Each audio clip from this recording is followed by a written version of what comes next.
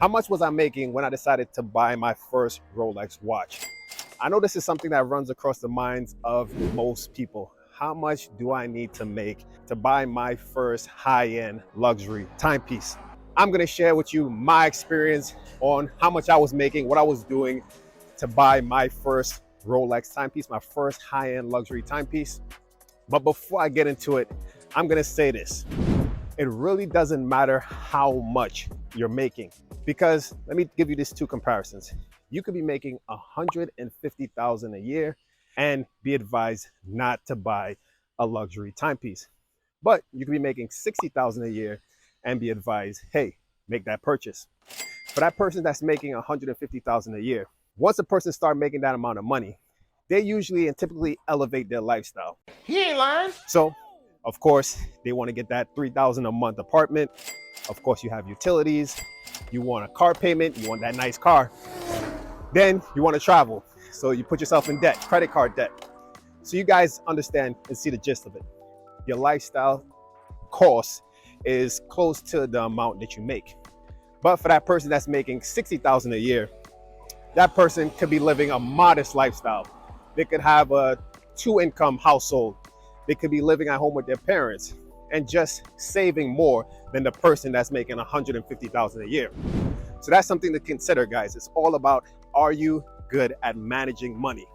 If you're bad at managing money, then hey, buying a luxury timepiece might be something to reconsider. But anyways, guys, let me get into my experience on how much I was making and what I was doing when I purchased my first Rolex timepiece. Before we get into it, guys, give the video a thumbs up, subscribe if you haven't subscribed yet, and now let's get into it. So after graduating university, it took me about 9 months to land my first full-time role, my first big boy job. Now, previously, during college, I was saving money. You know, during the summers, I had internships and I was making maybe like 12,000 over the summer. So I did have money saved up. But after graduating, it took me a while, like I said, to land my first job. And it was as a data analyst, and I was making $92,000 a year. Sounds like a lot, guys, but like I said in my intro, if you don't manage that money correctly, it wouldn't make sense to buy a luxury timepiece. So it really didn't take me long, guys, to make the decision to buy this watch. After I received that offer letter from that company of $92,000 a year, and guys, I started looking for Rolexes. I was looking on Craigslist, I was looking on eBay, I was looking on Chrono24, everywhere to get this watch. And the watch ultimately was a Rolex Datejust 1601 that I paid $2,000 for. So it wasn't that much. Now, it was a case where I bought the watch cash. And this is a bit of advice for you guys, that your first watch and most timepieces you buy, you should purchase it cash. You shouldn't buy with a credit card and make payments. Now, I've advised you guys to make purchases with your credit cards, but to pay it off that month. Don't let that interest accumulate, and don't make payments, monthly payments on a timepiece.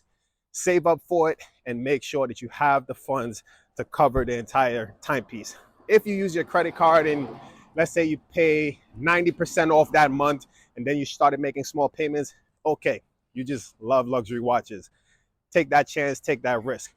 But don't put 100% on a credit card and make payments over, a couple of years. That just doesn't make sense. And one other thing I want to add is that back then, that was my only stream of income. That $92,000 a year was just that one position that I was working. I wasn't doing YouTube back then heavily, maybe one video a month or every 2 months. So I wasn't making outside streams of income. It was just that. I wish I did. I wish I was making YouTube back then, because that's when the money was flowing. Right now, guys, YouTube really doesn't pay that well. The ad revenue is pretty low.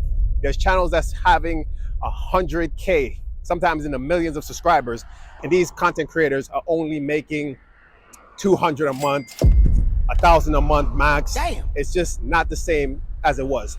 The past 3 years, YouTube revenue has gone down tremendously. So I wish I was making it back then, making all this content back then, because trust me, I would have purchased maybe a Daytona as my first timepiece. But anyways, I hope you guys understand when it comes to buying that luxury timepiece, that first watch, It really doesn't matter how much you're making. It all matters how much you're making and saving. You know, your spending shouldn't be too much. Don't compare yourself to people that you see online, on Instagram, or on YouTube. You don't know their situation. You don't know what's going on behind the scenes. A lot of people are funded through their parents and, you know, inherited money and things like that. So don't go beyond your means and struggle to buy a luxury watch. Like I said, my first watch was an entry-level Rolex Datejust. I only paid $2,000 for it. Your first watch could be $1,000. It could be $500. Always manage your money the way your money comes in. You know, don't compare yourself to other people, because I think what they say, comparison is, you know, the worst thing to do. There's a saying for it. You guys know it. Comment down below.